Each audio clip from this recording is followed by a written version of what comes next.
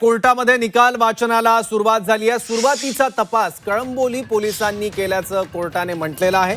पवनराजे निंबाळकर दुहेरी हत्याकांड प्रकरणी तब्बल 14 वर्षांपासून या प्रकरणाची सुनावणी सुरू आहे। आज निकालाचं वाचन होणार आहे, त्यामुळे काय निकाल येतो कोर्टाचा याकडे संपूर्ण महाराष्ट्राचं लक्ष आहे। सुरुवातीचा तपास कळंबोली पोलिसांनी केल्याचं आता कोर्टात म्हटलंय। सुनावणीला सुरुवात झालेली आहे।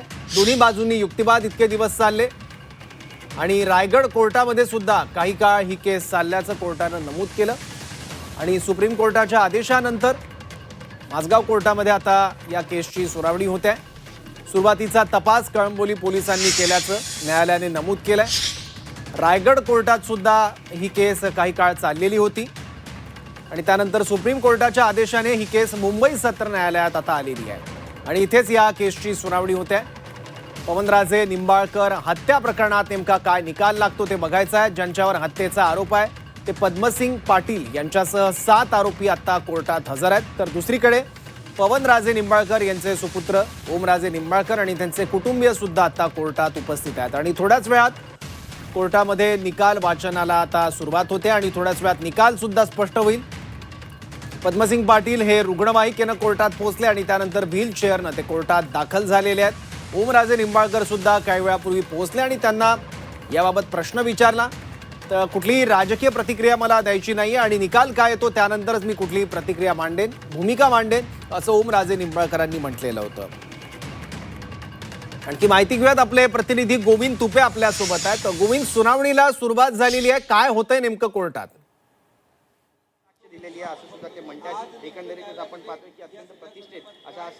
एकूण जर बघितलं तर आपण या ठिकाणी पवनराजे निंबाळकर हत्या प्रकरणाच्या निकालाच्या अंतिम वाचनाला सुरुवात झालेली आहे। या ठिकाणी न्यायमूर्ती नावंदर यांच्या खंडपीठासमोर ह्या संपूर्ण निकालाचं वाचन जे आहे ते सुरू आहे। या दरम्यानच्या काळामध्ये सर्व जे साक्षीदार आहेत किंवा जे संशयित आरोपी आहेत या सर्वांनाही उपस्थित राहण्याचा न्यायालयानं निर्देश दिलेले होते। साधारणतः या संपूर्ण प्रक्रियेच्या अनुषंगानं जवळपास 20 वर्षाचा कालावधी लोटला आहे। आतापर्यंत जवळपास 128 साक्षीदारांच्या साक्ष या प्रकरणामध्ये नोंदवण्यात आलेल्या आहेत। त्यामध्ये ज्येष्ठ समाजसेवक अण्णा हजारे जे आहेत त्यांचे या ठिकाणी साक्ष नोंदवण्यात आल्याचं पाहायला मिळतं आहे आणि एकूणच या प्रकरणाचा जो तपास आहे 3 वेगवेगळ्या यंत्रणांनी केला होता। सुरुवातीला पोलीस असतील, त्यानंतर CID असतील आणि CBI या तिन्ही यंत्रणांनी आपापल्या पातळीवर याचा तपास केलेला होता आणि या संदर्भातले जे अहवाल आहेत ते दिले होते।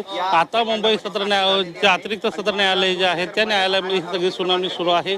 ओमराजे निंबाळकर त्यांचं कुटुंब या ठिकाणी या सुनावणीसाठी हजर आहे। त्याचबरोबर पवनराजे निंबाळकर यांचे जे ड्रायव्हर होते ज्यांची हत्या झाली समत काजे त्यांचं कुटुंब या ठिकाणी उपस्थित आहे आणि जे संशयित आहेत आरोपीच्या पिंजऱ्यामध्ये आहेत माजी गृहराज्यमंत्री पद्मसिंह पाटील ते स्वतः आहेत। त्याचबरोबर बाकीचे जे त्यांच्यासह जे 9 आरोपी होते ते सुद्धा या ठिकाणी उपस्थित आहेत। यातला सगळ्यात महत्त्वाचा म्हणजे जो शार्प शूटर होता पिंटू सिंग, जो बिहारच्या जेलमध्ये या ठिकाणी दुसऱ्या एका प्रकरणामध्ये सजा भोगत होता, त्यालाही या ठिकाणी न्यायालयानं या सुनावणीसाठी बोलवलं होतं आणि काही काळ त्याला या ठिकाणी न्यायालयात उपस्थित राहण्यासाठी वेळ लागला होता आणि त्यामुळं काही काळ जी सुनावणी जी आहे ती 11 वाजता सुरू होणारी जी सुनावणी आहे तिला थोडा वेळ दिरंगाई झाली होती आणि आता या ठिकाणी न्यायालयानं जे आहे ते वाचन जे आहे ते सुरू केल्याचं पाहायला मिळतं आहे।